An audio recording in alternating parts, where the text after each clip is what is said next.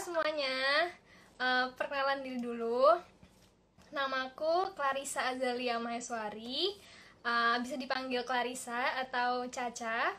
Aku dari Fakultas Kedokteran Universitas Airlangga, angkatan 2014. Jadi sekarang aku sudah menyelesaikan masa koas atau dokter muda dan lagi mempersiapkan untuk ujian UKM PPD bulan depan. Jadi mohon doanya ya semuanya supaya lulus one shot. Oke. Mungkin sedikit cerita, aku dulu SMA-nya di SMA Negeri 5 Surabaya. Mungkin ada adik-adik kelasku di sini semalam nih. Ada nggak ya? Halo, kalau ada. Oke, di sini tuh udah banyak banget ya pertanyaan yang dikasih ke aku melalui medicine. Mungkin kita mau coba jawab satu-satu ya. Jadi nanti aku akan coba untuk jawab satu-satu pertanyaannya dari kalian yang udah masuk ke aku. Nanti baru setelah aku jawab semua list pertanyaan ini, kita akan ada sesi Q&A. Jadi jangan kemana-mana ya. Oke, yang pertama, jalur masuk di FK UNER ada apa aja? Jadi kalau misalnya tahunku nih, jalur masuknya tuh ada 3 ya. Jadi SNPTN, SBMPTN, dan juga mandiri. Nah, ada satu lagi sih, ada internasional. Nah, kebetulan waktu aku dulu itu, aku masuknya yang lewat jalur SNPTN atau jalur undangan. Nah, kalau misalnya jalur undangan ini, itu tuh sistemnya kayak dari nilai rapot, dari sertifikat yang kalian punya, prestasi-prestasi baik non-akademik maupun yang akademik, terus sama nilai UNAS. Nah, kalau sekarang tuh udah nggak ada ya katanya UNAS gitu, jadi mungkin dari nilai rapot aja kali ya gitu. Kalau SBMPTN ya yang ujian tulis yang skala nasional itu, yang sekarang namanya UTBK ya kalau nggak salah. Aku kemarin sempet tanya-tanya sama adik-adik kelasku. Terus kalau yang mandiri itu juga melalui tes, cuman bedanya kalau SBMPTN itu tesnya kan yang buat skala nasional nih. Nah, kalau yang mandiri yang buat itu per universitas kayak gitu. Internasional juga ada tesnya sendiri. Yang buat yang UNER kayak gitu, yang buat dari pihak UNER sendiri. Oke. Terus kalau misalnya sekalian aku jawab aja ya. Dulu itu caranya aku masuk SNPTN tuh gimana? Jadi mungkin tips-tipsnya kalau misalnya mau masuk SNPTN, yang pasti nilai rapot kalian itu nggak boleh fluktuatif. Jadi harus konstan, atau lebih baik lagi kalau misalnya grafiknya tuh meningkat. Jadi mulai dari kelas 10, kelas 11, kelas 12, nilai kalian itu harus meningkat gitu loh. Dan juga jangan lupa perbanyak, menurut pengalamanku pribadi juga, perbanyak ikut lomba-lomba baik akademis maupun non akademis. Kalau misalnya kalian itu anaknya anak-anak olim gitu, boleh banget ikut-ikut lomba pelajaran kayak gitu. Atau misalnya kalian aku bukan anak olim banget nih kak gitu, aku sukanya main basket atau aku sukanya nyanyi gitu, itu boleh banget juga, dan mereka akan memperhitungkan.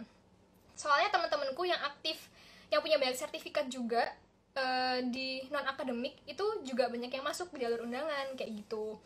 Jadi kalau nggak salah mereka itu juga punya ini ya, level-levelnya. Mulai dari level misalnya kalian ikut lomba tingkat regional, tingkat kota, tingkat provinsi, tingkat nasional, ataupun tingkat internasional kayak gitu.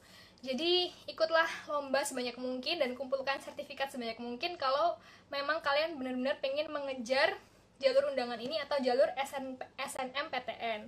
Tapi menurutku pribadi juga, kalian juga meskipun kalian sudah misalnya nabung nih, istilahnya nabung nilai dari kelas 10, 11, 12, terus kalian nabung sertif juga, itu jangan mengandalkan SNPTN aja. Kalian harus juga siap-siap untuk belajar SBMPTN in case SNPTN-nya nggak keterima kayak gitu. Karena ya kadang SNPTN itu juga banyak faktornya ya, yang multifaktorial gitu loh. Jadi ada juga temenku yang nilainya tinggi, sertifnya banyak, juga ada yang nggak keterima. Jadi ya banyak faktor sih ya, faktor nilai itu, terus faktor sertif, faktor doa orang tua, faktor doa kalian, ya banyak lah kayak gitu. Oke, terus biaya kuliah di FK UNER berapa? Kalau zamanku biayanya itu dari range 0 sampai 25 juta. Nah, itu dibagi berdasarkan gaji orang tua kalian dan juga aset-aset yang dimiliki oleh orang tua kalian. Jadi kalau nggak salah itu dulu waktu aku daftar pertama kali keterima nih, terus kan pendaftaran daftar ulang. Nanti itu langsung dikasih form. Nah, isi formnya itu gaji orang tua kalian, terus aset-aset yang dipunya termasuk rumah luasnya, terus rumahnya di mana, pajak tahunannya berapa, terus listrik, terus rekening air, terus apa lagi ya? Ya sih, yang paling basic sih gaji sama luas rumah kalau nggak salah. Nah, itu yang akan menentukan kalian akan berada di posisi mana dan menentukan jumlah yang harus orang tua kalian bayarkan tuh berapa. Nah, tapi update terbaru yang aku kemarin barusan tanya sama adik kelasku, sekarang itu range harganya, range UKT-nya atau uang kuliah tunggal itu dari 600.000 sampai 21,5 juta kayak gitu. Terus berapa? Nah, tapi uang UKT ini namanya kan uang kuliah tunggal, jadi kalian nggak perlu bayar lagi uang pangkal. Kalau SNM sama SBMPTN pas zamanku kayak gitu, jadi bener-bener cuman bayar uang itu aja tanpa uang pangkal. Tapi kalau untuk mandiri itu agak beda, jadi kayak di awal mereka harus bayar sekian juta, baru UKT-nya tuh beda lagi kayak gitu. Terus berapa kisaran biaya hidup di lingkungan FK UNER? Kisaran biaya hidupnya kalau misalnya kita ngomong kos ya, kebetulan aku kan nggak ngekos karena aku emang asli Surabaya. Cuman kalau aku tanya-tanya temenku yang ngekos, kalau kosan cewek itu rata-rata sekitar 700 sampai 2 juta. Itu tergantung fasilitas, tergantung luas kamar, dan juga jaraknya dari kampus ke kosannya mereka. Kalau cowok tuh kayaknya mungkin lebih murah ya, atau juga bisa pilihannya kalian bisa ngontrak satu rumah, terus kalian patungan atau bagi-bagi sama teman-teman kalian kayak gitu. Terus kalau untuk biaya makan, nah kalau misalnya aku contohin biaya makan sekali makan di kantin FK UNER ya, rata-rata itu 20.000 udah dapet makan sama minum, itu standar kayak rata-rata sekali makan segitu. Tapi kalau misalnya kalian mau lebih hemat, kalian bisa banget kayak masak sendiri terus bawa bekal dari rumah. Aku dulu sering banget bawa bekal. Atau kalian bisa juga sih, ada yang lebih murah dari itu, bisa beli kayak di warung sekitaran FK gitu. Terus apakah memungkinkan untuk mendapatkan beasiswa untuk kuliah di FK UNER? Mungkin banget ya. Jadi aku udah tanya-tanya sama temenku, ada namanya bidik misi. Jadi ada beasiswa bidik misi. Nah, bidik misi sendiri ini kalian ngurusnya dari SMA. Jadi nanti SMA kalian yang akan mendaftarkan kalian ke universitas sebagai mahasiswa bidik misi kayak gitu. Nah, terus juga ada lagi nih beasiswa waktu kalian sudah masuk di FK.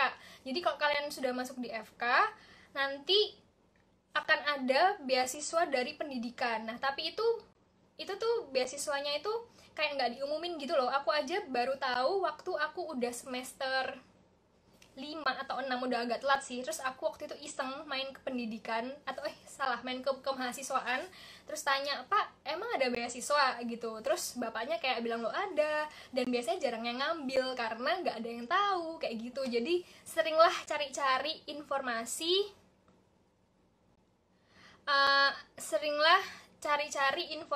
tentang beasiswa kemahasiswaan kayak gitu. Oke.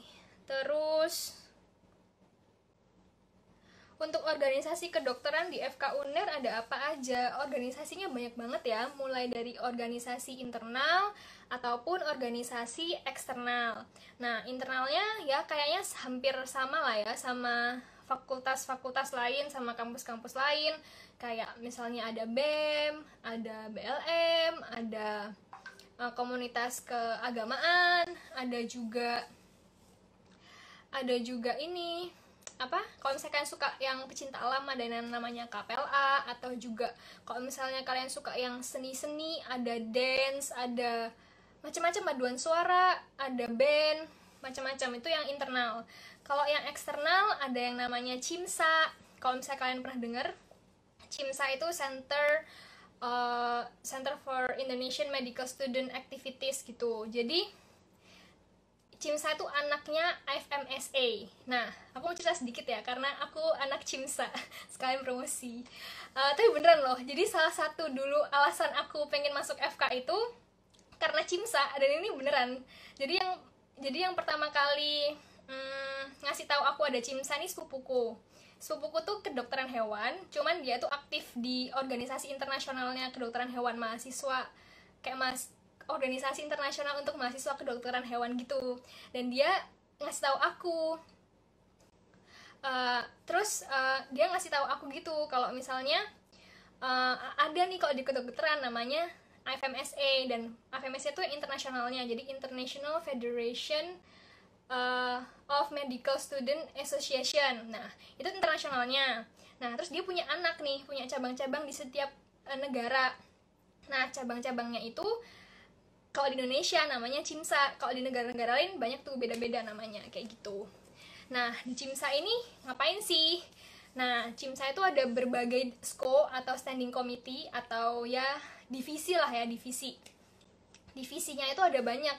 Jadi ada yang concern ke misalnya ke HIV atau HIV, ada juga yang tentang public health, ada yang tentang research and exchange, ada yang tentang professional exchange, dan medical education, banyak banget kayak gitu.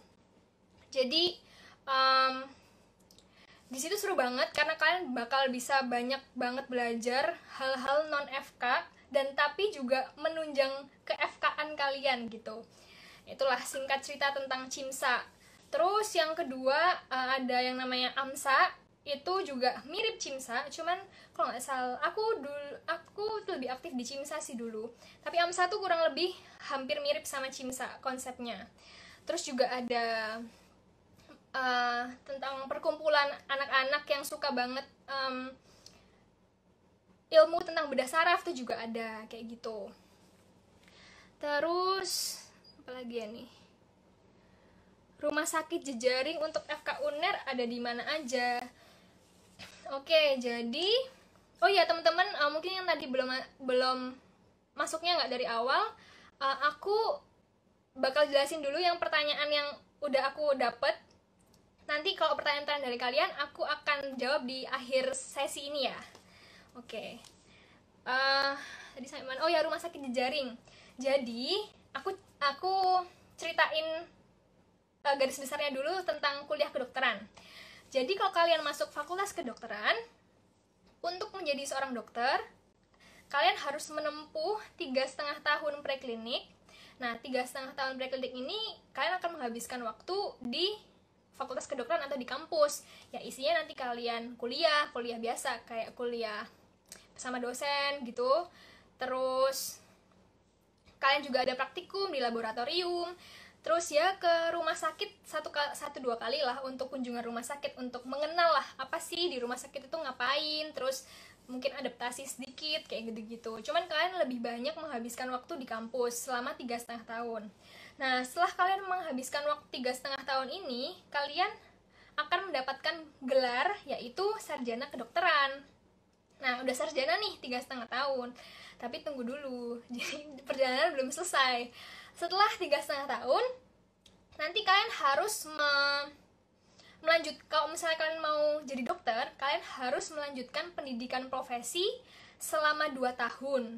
Nah, 2 tahun ini yang disebut koas atau dokter muda itu ya, kalau misalnya kalian sering denger ya. Itu menghabiskan waktunya di rumah sakit. Jadi kalian kuliah klasikal tuh udah jarang banget, jadi belajarnya adalah dengan bertemu pasien. Jadi ilmu-ilmu yang kalian sudah dapatkan waktu preklinik itu kalian benar-benar ambil lagi, kalian ingat-ingat lagi, dan kalian terapkan di waktu kalian saat koas atau dokter muda. Nah, saat kalian di rumah sakit itu nanti, itu kalian akan melalui beberapa departemen. Kalian akan melalui beberapa departemen. Nah, departemennya itu ada banyak kan. Jadi basically di rumah sakit tuh banyak departemen. Kayak contohnya departemen anak, departemen saraf, departemen penyakit dalam. Nah, itu ada waktu-waktu tertentu. Kayak misalnya kalian harus di departemen anak selama 3 bulan, di departemen saraf selama 1 bulan. Nah, itu kalian harus lewati. Nah, kalau misalnya di UNER, rumah sakitnya itu di Dr. Sutomo, namanya RSUD Dr. Sutomo. Letaknya persis di seberang kampus FK UNER, jadi bener-bener tinggal nyebrang doang. Itu yang pertama, RSUD Dr. Sutomo. Terus yang kedua, di Rumah Sakit Universitas Airlangga, itu jaraknya juga nggak jauh sih, sekitar 10 menit dari FK UNER kalau kalian naik mobil atau naik motor.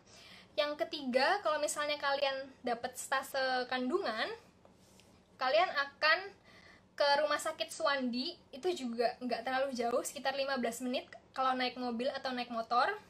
Terus, nah ini yang paling jauh, kalau kalian stase kandungan juga, kalian akan ke Rumah Sakit Sidoarjo. Sidoarjo itu kayak luar kota Surabaya, ya tahu kan, luar kota Surabaya gitu, jadi agak lumayan jauh. Biasanya itu juga stasenya selama 1 bulan, jadi teman-temanku selama 3 bulan, tapi di Sidoarjonya lumayan sekitar 1 bulanan gitu. Teman-temanku biasanya ngekos di situ, ngekos di Sidoarjo, atau ya kalau mau pulang pergi juga boleh gitu deh.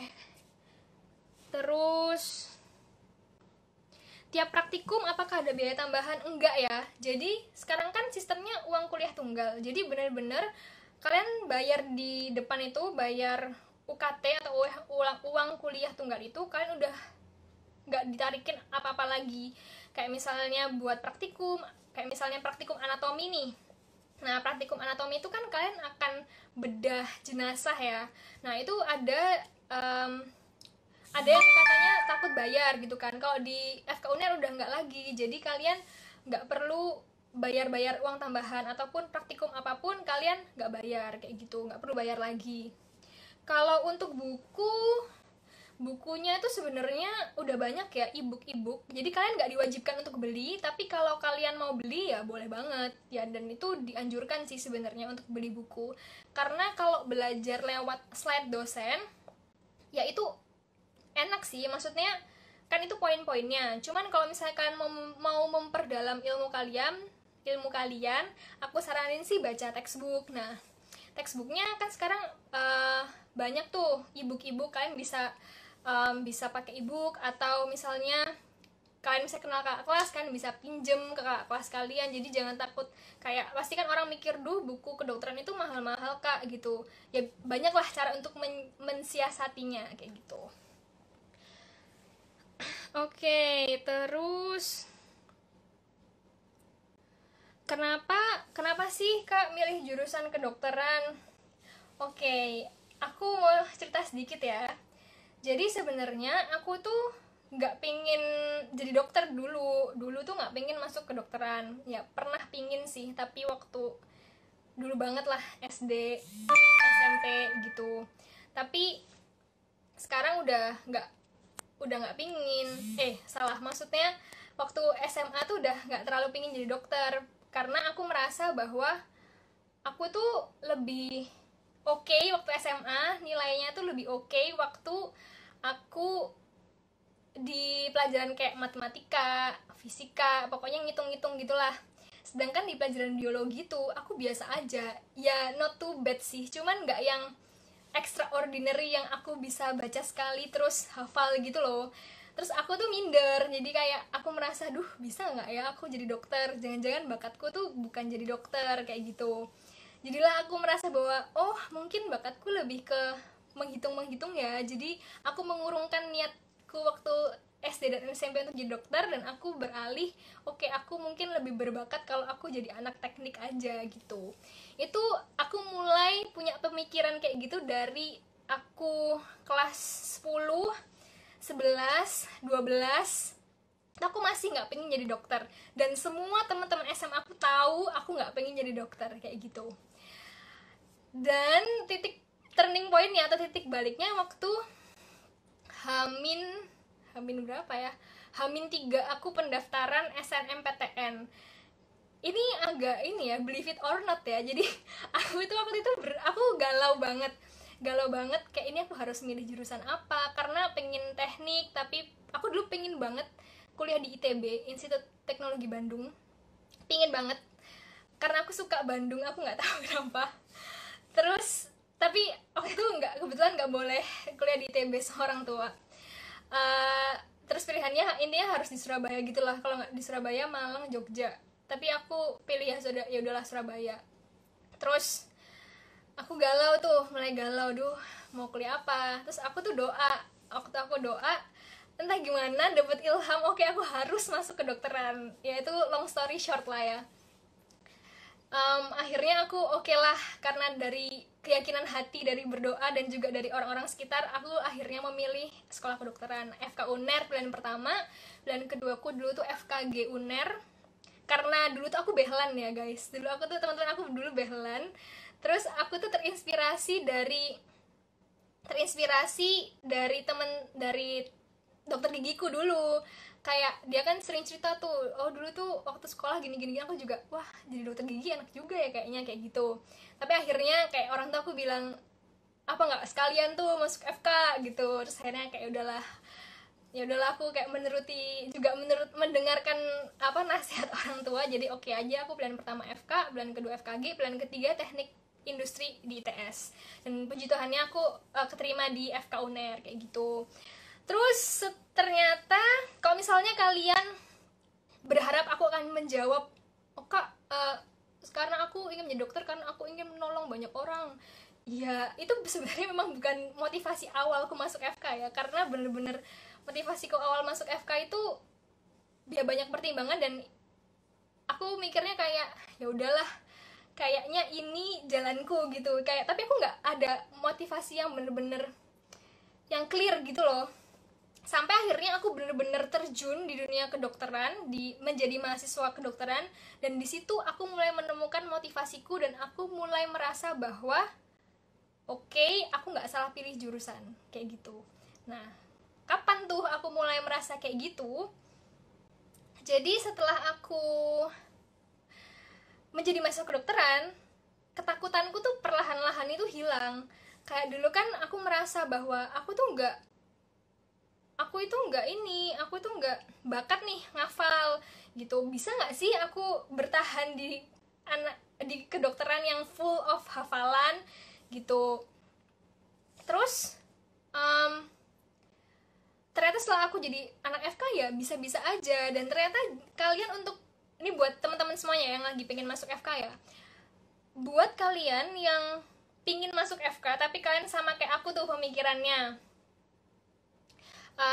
kayak pemikirannya Duka, aku tuh nggak pinter hafalan. Percayalah, kalian jadi anak FK itu nggak perlu yang super cerdas, nggak perlu yang sekali baca langsung hafal, tuh nggak perlu. Yang kalian perlukan itu rajin. Bener deh, percayalah aku, yang kalian perlukan hanya rajin dan konsisten. Ya itu bukan hanya ya, tapi itu yang kalian perlukan. Maksudnya kalau kalian memang bukan tipe orang yang sekali baca dan hafal, it's okay gitu. Jadi ya apa namanya, tetap berusaha aja. Jadi kalau aku dulu nih, kan aku tahu kelemahanku. Sebelum itu mungkin tips dari aku nih, tips belajar sekalian ya, tips belajar di FK ya. Kalian harus tahu tipe belajar kalian itu tipe belajar yang mana. Jadi tipe belajar itu secara garis besar dibagi jadi 3. Yang pertama auditori, yang kedua visual, dan yang ketiga itu kinestetik. Nah, kalau kalian belum tahu, kalian bisa tuh kayak cek di internet tuh banyak banget tesnya. Jadi kalian bisa ikut tes kayak mengetahui kalian itu termasuk tipe belajar yang mana. Nah, kalau contohnya aku nih, aku itu anaknya auditori banget, jadi aku lebih cepet nangkep ketika aku tuh denger sesuatu daripada aku sekedar membaca gitu. Jadi solusinya bagaimana? Solusinya adalah aku belajar dengan teman-temanku, jadi aku belajar kelompok. Dan emang ya di FK tuh materinya banyak banget materinya. Nah terus jadi strateginya adalah misalnya gampangnya anatomi mau ujian anatomi kan banyak banget tuh ya, nanti kita bagi-bagi. Jadi misalnya aku sama teman-teman kelompokku, dia belajar bagian tangan, aku belajar bagian kaki, terus ada yang belajar bagian kepala, ada yang belajar bagian perut misalnya, itu contoh gampangnya ya. Terus nanti kita belajar di rumah nih masing-masing tentang pembagian itu. Terus waktu kita ketemu baru kita diskusi, kita menyampaikan apa yang sudah kita pelajari semalam. Jadi kan dapat banyak gitu loh. Soalnya kalau misalnya kalian belajar semuanya sendiri, sumpah serius ya, itu kayak capek banget pasti ya. Kalau aku ya itu capek banget karena banyak banget kayak gitu. Oke, terus tipsnya juga carilah teman belajar yang baik dan yang bisa memotivasi kalian. Kebetulan teman-temanku itu rajin-rajin, jadi ketularan rajin, bener deh. Kayak lingkungan itu sangat mempengaruhi kalian. Jadi pilihlah teman-teman yang bisa membuat kalian menjadi orang lebih baik, teman-teman yang bisa membuat kalian maju kayak gitu. Terus oh ya, terus habis itu setelah aku menemukan cara belajarku, akhirnya aku mulai bisa mengikuti pace di FK. Oh, cara belajarnya tuh kayak gini gitu. Terus oh ya, kalian jangan shock ya teman-teman. Mungkin buat kalian di SMA tuh remedi tuh kayak sesuatu hal yang momok, aduh hidupku hancur, aku udah remedi gitu. Di FK itu biasa aja guys, biasa aja, namanya ujian perbaikan, remedi. Kalau di preklinik ya maksudnya, itu kayak hampir semua orang pernah merasakan hal itu. Jadi karena memang susah, beneran susah, dan pasti kalian banyak banget kayak culture shock yang dulu anak olim, anak peringkat 1, terus tiba-tiba di FK nilainya jadi kok dapet B aja, susah ya. Aku dulu tuh pernah wondering kan, dulu waktu zamanku awal preklinik, nilai A itu masih 75, nilai AB itu 70, nilai B itu 65. Tapi sekarang udah naik, sekarang tuh A nya 86, AB itu start 75 kalau nggak salah, terus B itu 70 ya kalau nggak salah gitu. Nah, aku dulu tuh mikir, wah enak banget ya anak kuliahan 75 aja dapet A. 75 kan di SMA kayak, nilai apaan tuh 75 gitu kan. Tapi ternyata begitu aku masuk FK, gila, buat dapet nilai 70 itu udah, aduh, titik darah penghabisan. Jadi kayak susah, karena soalnya tuh susah, dan kalian harus bener rajin ya. Kayak aku tuh dulu waktu SMA, ya belajarnya ya biasa, sistem kebut semalam. Jadi kalau aku nggak rajin-rajin banget ya. Jadi waktu aku SMA itu kalau ada ujian baru aku belajar H-1. Begitu masuk FK, aduh, tidak akan bisa guys. Itu bye-bye lah kalau kalian mau H-1 belajar, karena materinya sangat banyak. Nggak mungkin kalian bisa menghafalkan segitu banyak hal di H-1. Itu impossible sih. Kayaknya teman-temanku mau secerdas apapun nggak ada deh yang H-1, kayak pasti udah jauh-jauh hari gitu. Kalau aku sih biasanya H-1 sebulan itu minimal. Kalau misalnya pelajaran-pelajaran kayak anatomi atau farmako itu yang butuh hafalan banyak banget ya, itu at least H-1 sebulan itu sudah harus belajar kayak gitu. Terus apa kesulitan beradaptasi saat baru masuk FK UNER? Apa kesulitan saat baru masuk FK UNER? Kesulitannya itu tadi, mulai dari culture shock cara belajar sih sebenarnya, karena beda banget sistem belajar di SMA sama di kuliah. Itu mungkin kesulitan terbesar sih, yang kayak aku harus mulai beradaptasi dari semester 1, tapi waktu begitu udah ke semester 2, semester 3, 4 itu mulai tahu, oh ternyata pola belajarku tuh enaknya kayak gini nih. Jadi aku mulai bisa lebih gampang untuk beradaptasi, ya kayak gitu. Jadi kalau aku mungkin kesulitannya waktu awal-awal masuk kuliah gitu. Terus apa yang narasumber lakukan jika nggak mood belajar? Oke, kalau nggak mood belajar pasti nggak mungkin selalu mood belajar ya. Caranya adalah ya aku biasanya istirahat dulu dan aku melakukan hal-hal yang aku suka. Nah, contohnya kayak misalnya waktu aku preklinik dulu ya. Aku tuh jangan kalian pikir bahwa anak FK tuh isinya harus belajar doang. Itu salah banget ya. Salah banget. Ya memang kita harus rajin belajar, tapi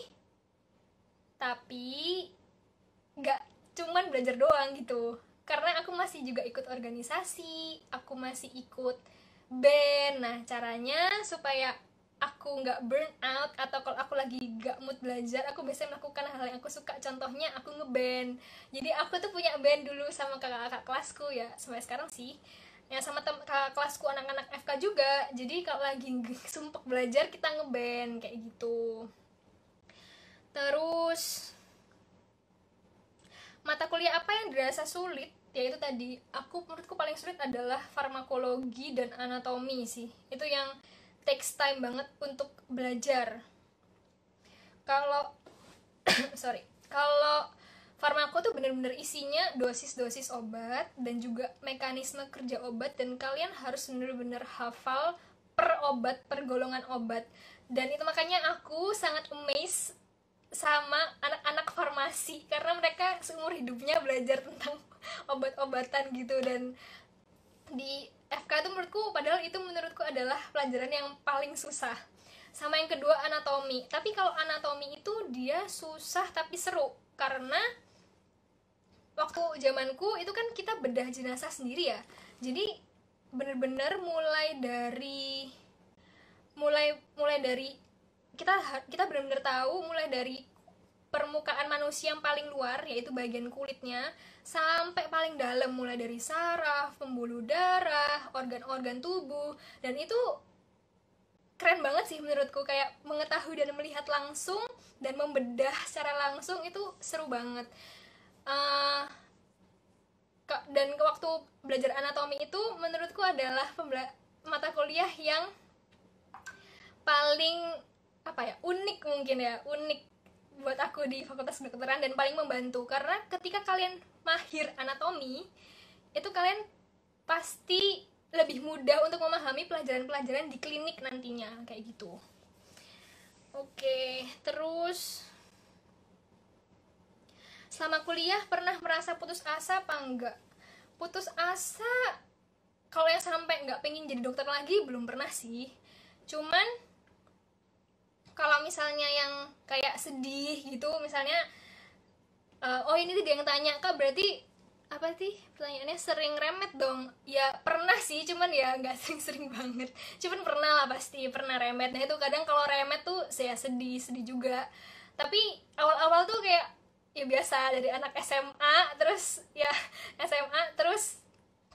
masuk ke kuliah ke FK langsung shock gitu kan. Tapi lama-lama ya bisa diatasi lah kayak gitu. Jadi kalau merasa putus asa ya aku sih biasanya, kalau sedih sih lebih tepatnya, kalau sedih aku mulai mengingat-ingat lagi tuh alasanku kenapa aku dulu masuk FK, kenapa aku mau berada di sini gitu, dan tujuan akhirku tuh gimana. Aku mau jadi dokter kan, jadi ya nothing worth come easy gitu kan. Jadi kayak nggak ada hal yang berharga yang didapatkan dengan mudah. Jadi ya udah kayak oke, ini adalah salah satu bagian downnya gitu loh. Jadi ya it's okay. Itu gagal itu biasa banget. Jadi kalau misalnya kalian gagal tuh nggak usah terlalu sedih, terpuruk gimana, nggak usah. Jalan aja terus, kayak coba terus gitu loh. Kalian gagal di satu hal belum tentu kalian gagal di hal yang lain kayak gitu. Terus apa ya ini? apakah di kedokteran mayoritas anak-anak yang punya privilege berupa orang tuanya yang juga dokter? Nah ini sering banget kan, yang sering banget sih aku dapet pertanyaan kayak gitu. Terus apalagi sering banget kayak tahu aku anak FK pasti mindsetnya, oh pasti orang tuanya dokter ya. Enggak teman-teman, orang tuaku bukan dokter, dari keluargaku nggak ada sama sekali yang dokter umum, maksudnya dokter umum ya, yang dokter tuh nggak ada sama sekali. Bahkan aku itu akan menjadi dokter pertama di keluarga besarku. Jadi pesanku buat kalian itu nggak perlu takut ya kalau misalnya merasa bahwa, atau kecil apa ya, merasa kecil kalau misalnya kalian merasa aku bukan anaknya siapa-siapa, aku bukan anaknya dokter. Mungkin tak aku jadi dokter, mungkin banget teman-temanku juga banyak kok yang bukan anaknya dokter tapi juga bisa masuk di kedokteran. Bahkan aku kenal seniorku yang sedang menjalani sekolah PPDS atau pendidikan spesialis, itu juga ada yang bukan anaknya dokter tapi ya buktinya mereka bisa. Ada juga spesialis yang aku kenal juga bukan anaknya dokter tapi mereka juga bisa sukses jadi dokter. Jadi jangan jadikan itu sebagai penghalang gitu. Dan apa ya mungkin orang-orang yang punya privilege itu ya nggak apa-apa, itu adalah anugerah dari Tuhan, dan nggak usah iri, nggak usah sama sekali. Semua orang punya rezekinya masing-masing. Dan kalau misalnya kalian tahu, oh mungkin aku nggak bisa semulus itu jalannya sama orang-orang yang punya privilege, ya nggak apa-apa. Ya berarti hal yang harus dilakukan apa? Ya kalian harus bekerja lebih keras gitu. Toh tujuan akhirnya sama, cuman kan jalan orang beda-beda, ya itu nggak masalah kayak gitu. Jadi ya teruslah kejar mimpi kalian, dan jangan pernah putus asa, dan jangan pernah merasa diri kecil sih menurutku kayak gitu. Aku pernah denger quotes nih, ini bagus sih. Jadi quotesnya itu gini, if your dream doesn't scare you, it's not big enough. Jadi kalau misalnya mimpi kalian itu belum membuat kalian takut, itu berarti belum terlalu besar. Jadi mimpilah setinggi-tingginya, mimpilah sebesar-besarnya. Dengan cara itu bahwa kalian akan berusaha terpacu untuk bekerja lebih keras lagi untuk mencapai mimpi kalian itu, dan gak ada yang gak mungkin gitu. Terus bagaimana tugas di sana? Apakah bikin susah cari waktu belajar? Ini maksudnya tugas ini ya mungkin ya waktu aku koas kali ya. Jadi kalau misalnya waktu koas atau lagi menjalani pendidikan profesi, itu ada tuh yang namanya jaga malam. Jadi kalau kita sebagai koas atau dokter muda, kesehariannya itu tiap hari Senin sampai Jumat kita akan masuk pagi, biasanya start jam 7 sampai sekitar siang atau sore sekitar jam 2 sampai jam 4 gitu, tergantung lagi di departemen apa. Itu yang wajib, itu setiap hari pasti kita akan melewati stase pagi itu. Nah setelah selesai kita akan menjalani jaga malam. Nah tapi jaganya ini nggak tiap hari. Jaga malam ini mulai dari jam kamu selesai stase pagi sampai besok paginya gitu. Jadi misalnya kamu masuk jam 7 pagi nih, selesai jam 4 sore. Nah selesai 4 sore ini kamu jaga malam sampai jam 7 pagi besoknya. Terus kamu harus lanjut stase pagi, baru kamu boleh pulang waktu jam stase pagi besoknya. Jadi kayak jam 4 sore besoknya gitu. Nah tapi jaga malam ini berat atau enggaknya, frekuensinya berapa, itu tergantung dari per departemen. Jadi kalau misalnya kayak departemen kalian lagi hektik, lagi sibuk-sibuknya, misalnya kalau di FK UNER tuh ya, kalau pengalamanku yang paling sibuk itu biasanya departemen penyakit dalam. Itu sibuk banget jaganya, capek, jarang bisa tidur, seringannya nggak tidur sih kalau lagi jaga malam. Dan frekuensi jaganya banyak, sekitar seminggu itu sekitar 2-3 kali kayak gitu. Terus kalau kayak yang stase atau departemen yang agak santai, mungkin bisa dibilang itu kayak misalnya kulit, itu cuma 1 kali seminggu kayak gitu. Dan gimana cara mensiasati belajarnya? Ya siasati belajarnya colong-colong beneran. Jadi serius waktu koas tuh pikiranku cuman pengen tidur saya capek banget, apalagi kalau misalnya stase yang kayak penyakit dalam gitu ya, itu luar biasa capek sih kalau jaga IGD ya. Caranya ya kalau misalnya mau ujian, misalnya aku tahu nih aku mau ujian 4 minggu lagi, biasanya jadwal ujian akan dikeluarkan hari pertama atau pokoknya awal-awal stase tuh pasti sudah keluar, kalian pasti tahu kalian akan ujian kapan. Ya bikin aja timeline. Oke, misalnya aku ujian sebulan lagi, aku harus apakah yang harus aku pelajari. Jadi aku harus mempelajari A, B, C, D, E. Kalian buat list aja, oke minggu ini aku harus belajar ini, minggu depannya aku belajar apa. Jadi kayak udah nyicil gitu loh. Jadi begitu kalian ujian, kalian nggak yang aduh kebingungan dulu, aku harus ini harus itu, belum ini belum itu aja, nggak bisa. Karena ya itu tadi, kalau di FK tuh belajarnya nggak bisa sistem kebut semalam gitu, jadi harus dicicil. Terus kalau misalnya lagi jaga, biasanya juga diskusi bareng temen jaga, atau misalnya ada hal-hal yang kita nggak tahu, kita bisa tanya ke senior kita, ke para residen atau PPDS kayak gitu, minta diajarin, minta ditentirin kayak gitu. Gitu sih kalau cara belajarnya, dan mensiasati waktu di sela-sela waktu jaga biasanya kayak gitu. Terus apa saja suka duka kuliah di FK UNER? Sukanya banyak ya, karena ya pertama FK UNER Surabaya adalah kota kelahiranku, jadi FK UNER kan di Surabaya ya. Jadi ya aku senang-senang aja sih sekolah deket rumah, nggak 45 menit lah dari rumah, mestinya nggak harus merantau gitu.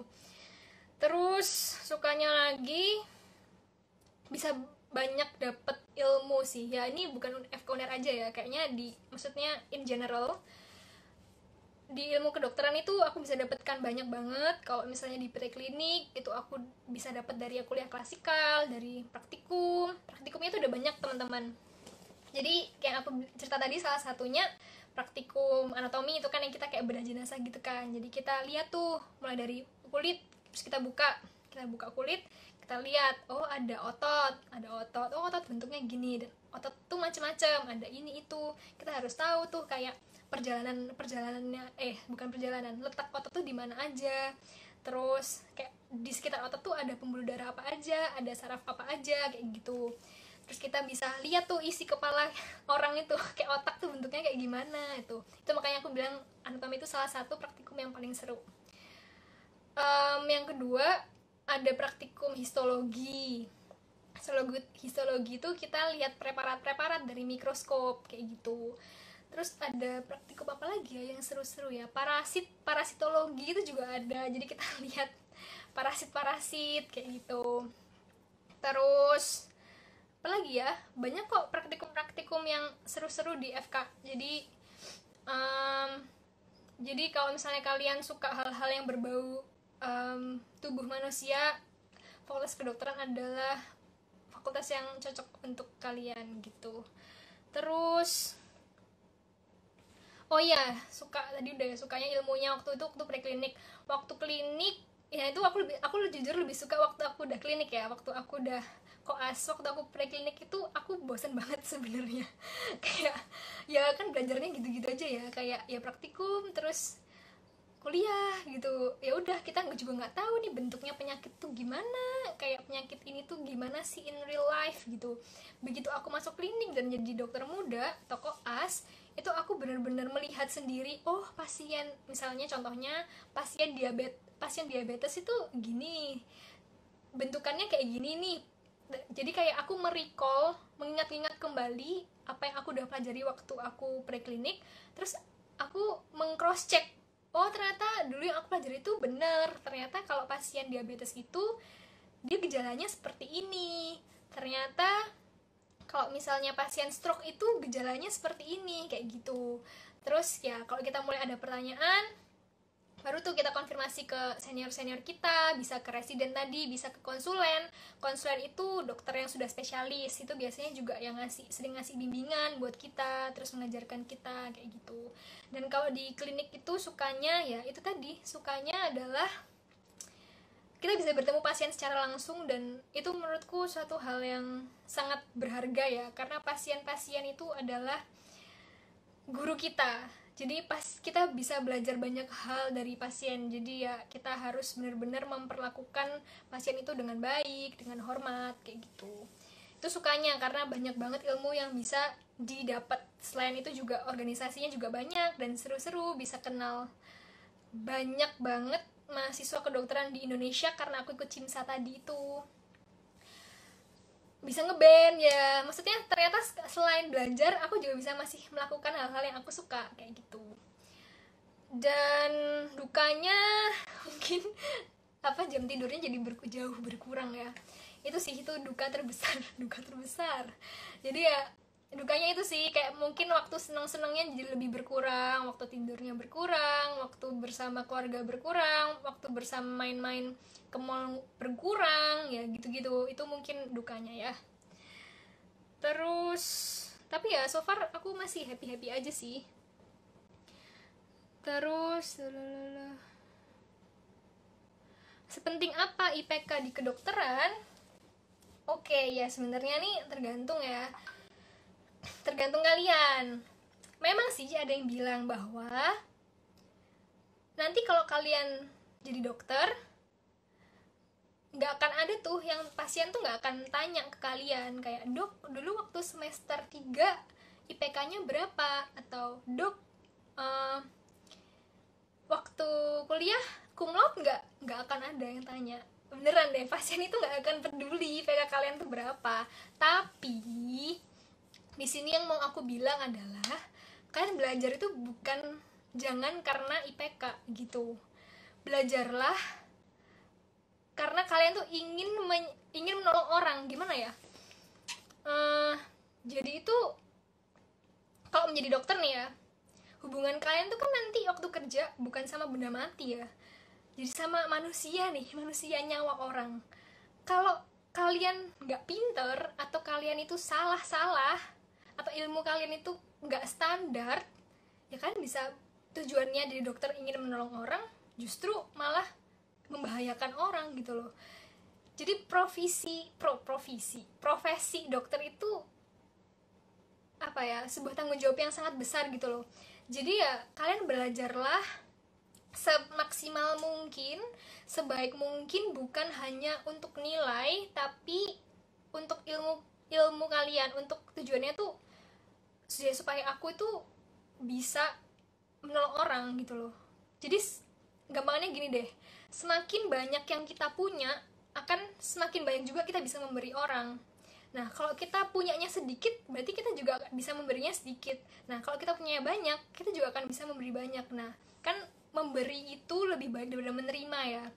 Jadi ya kalau bisa ya kalian invest dulu ilmu sebanyak-banyaknya dari yang bisa kalian punya sekarang, kayak kalian belajar dengan rajin supaya kalian bisa menolong orang di masa depan nantinya, kayak gitu, bisa bermanfaat buat banyak orang kayak gitu. Itu sih menurutku. Dan juga misal keuntungannya punya IPK tinggi itu adalah kalian kalau misalnya kalian mau daftar sekolah lagi tuh, misalnya kalian mau S2 atau kalian mau sekolah spesialis lagi, itu IPK diperhitungkan juga. Nah jadi ya kalau misalnya kalian udah tahu nih, oke, tujuanku ke depan aku mau jadi dokter spesialis atau aku mau sekolah S2 di luar kak, ya kejarlah mimpimu dengan cara apa ya, belajar yang rajin ya, supaya membangun portofoliomu gitu loh, gitu.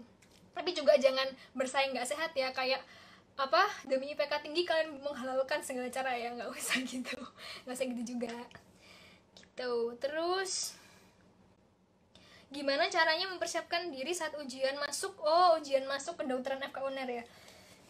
Ya tadi udah aku bahas dikit ya tentang, aku kan masuknya jalur undangan, jalur SNPTN. Jadi aku udah sempat kebahas dikit tentang gimana cara gimana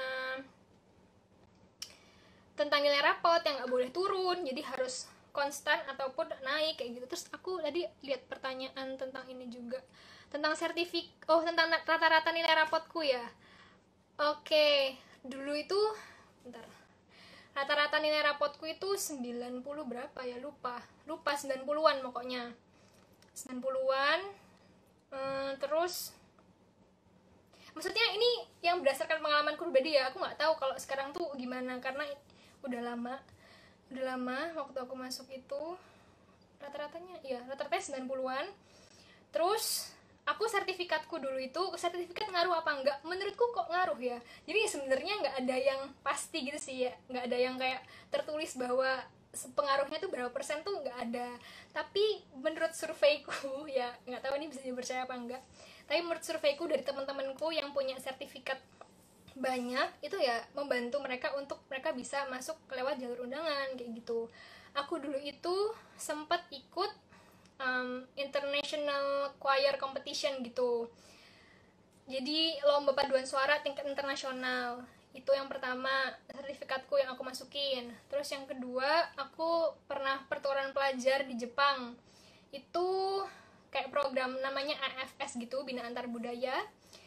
Terus apa ya dulu prestasinya ya, sama lomba-lomba band. Aku dulu sering banget, sampai kuliah aku masih sering banget ikut lomba-lomba band itu kayak gitu. Dan itu tuh menunjang aku untuk, menurutku menunjang juga agar aku bisa dapet masuk jalur undangan ini kayak gitu. Jadi tipsnya selain kalian konstan nilainya dan naik, itu kalian banyakin ikut lomba-lomba. Dan ikut lomba-lomba tuh nggak ada ruginya beneran, karena kalian nambah teman, nambah pengalaman. Nah iya sih itu menurutku. Jadi kayak ikutlah banyak lomba, ikut belajarlah dengan rajin. Dan oh ya, kan ada tuh yang ada tuh yang mikir kan katanya harus naik tuh nilainya kak. Jadi aku kelas 10 ya aku rendahin aja, aku jelek-jelekin aja. Jangan ya, jangan. Menurutku tuh pemikiran yang salah, karena kalian harus set your standard high gitu loh. Karena in the end waktu kalian udah kelas 12, waktu zamanku itu nilainya diakumulasiin dari kalian kelas 10, 11, 12 kayak gitu. Jadi waktu aku kelas 10 itu sebenarnya aku nggak target sih beneran. Tapi waktu aku kelas 10 itu kebetulan aku kayak ranking 1 gitu di kelas. Itu sebenarnya agak dikuduk ya, karena aku tahu kan kalau aku mau jalur undangan itu, aku tuh nilainya nggak boleh naik, nggak boleh turun. Sedangkan aku naruh aja, aku kok naruh kayak standar buat diriku tuh kok ketinggian ya, kok udah segini, aku takut turun gitu loh. Tapi ternyata enggak, ternyata itu yang memotivasi aku supaya aku tuh nggak lebih rendah dari nilaiku sebelumnya. Jadi kayak ya belajarnya ditingkatin kayak gitu-gitu. Jadi ya menurutku pribadi, kalian jangan ini ya, jangan kayak mentang-mentang apa, oh katanya triknya harus naik jadi kelas 10 direndah-rendahin, jangan. Jadi mending menurutku adalah kalian dari kelas 10 udah set your standard high supaya kalian termotivasi untuk lebih lagi. Nah karena aku dulu itu, menurutku ya, karena aku dulu itu sudah, maksudnya yang kelas 10 nya tuh udah men-set standar segitu, terus aku berusaha naik. Jadi waktu ending aku kelas 12 itu aku ranking paralel, lupa kalau enggak 4-5 gitu, lupa ya sekitar segitu. Nah itu menurutku bantu banget. Jadi ya kalian bener-bener harus ini ya, harus apa, men-set standarnya tuh tinggi, jadi supaya kalian termotivasi kayak gitu. Itu sih tips-tips dari aku kalau jalur SNPTN. Tapi balik lagi, jangan mengandalkan SNPTN karena itu multifaktorial. Jadi ya kalian harus tetap belajar buat SBMPTN. Aku dulu SNPTN tuh kayak jalur apa ya, jalur anugerah gitu loh. Kayak jalur ya, maksudnya itu kan kayak apa ya, kayak rezeki juga. Jadi ya kalian tetap harus persiapan untuk SBMPTN. Katanya kan do the best but prepare for the worst kan. Kalau SBM, dulu aku juga persiapan buat SBMPTN. Jadi waktu kelas 10-11 aku nggak les bimbel, aku cuma ada les privat gitu, les matematika, fisika, kimia. Ya, matematika, fisika, kimia. Aku les 3 itu. Waktu kelas 10, 11, 12. Terus waktu kelas 12 aku baru ikut bimbel. Ikut bimbelnya di SSC. Itu yang kelas intensif, jadi dari pulang SMA, pulang sekolah, terus aku les sampai malam, jam 8 malam. Itu aku belajar terus sampai pengumuman SNPTN baru tuh kayak bye-bye belajar. Kayak istirahat sejenak gitu. Ya gitu sih. Jadi kayak kalian nggak boleh terlalu fokusan sama SNPTN sampai takabur, sampai nggak mau belajar buat SBM, kayak jangan ya. Gitu. Terus Oh ya, apakah sebelum masuk FK pernah mengikuti olimpiade saat masih SMA? Oh, nggak pernah. Aku bukan anak olim, guys. Aku bukan anak kayak olimat, olim ini enggak. Ya apa ya? Aku dulu SMA lebih banyak suka yang non akademik sih sebenarnya, kayak ya nyanyi, kayak paduan suara gitu-gitu. Aku ikut lombanya. Terus ini udah. Oh ya, bagaimana caranya bagi waktu antara organisasi dan kuliah? Oke, mungkin bagi waktunya gini sih. Kalau aku dulu waktu aku preklinik ya, waktu masih kuliah, cara bagi waktuku gini. Waktu pagi kan kuliah tuh sekitar dari jam 7 sampai siang kan, sampai jam 2 lah biasanya. Ya udah jam 7 sampai jam 2 itu aku kuliah nih. Terus habis kuliah aku organisasi, biasanya organisasi kan kayak rapat-rapat gitu-gitu tuh acaranya sore, paling ya dari start jam 3 jam 4 sampai jam 7 malam biasanya gitu organisasi. Baru setelah itu pulang ke rumah, atau enggak, kadang nggak pulang sih, kadang aku kayak belajar lagi sama teman-temanku karena aku merasa rumah itu adalah tempat tidur. Jadi maksudnya aku agak kurang bisa belajar di rumah karena vibe-nya tuh vibe tidur gitu loh. Jadi aku memilih belajar kalau nggak di perpus, ya di kayak di mana tempat makan gitu sama teman-temanku biasa gitu, sampai ya sampai malam, sampai jam 10 kadang kayak gitu ya. Cara bagi waktunya gitu sih, supaya kalian bisa supaya waktu itu aku balance antara belajar sama juga um, organisasi jalan dan juga hobiku juga jalan. Jadi kalau ada latihan band ya aku biasanya latihan bandnya sore kayak jam 5 sampai jam 7 kayak gitu. Terus habis itu baru lanjut belajar lagi gitu. Terus soft skill apa yang dibutuhkan untuk menjadi seorang dokter? Menurutku ya, soft skill yang paling dibutuhkan adalah pertama, komunikasi.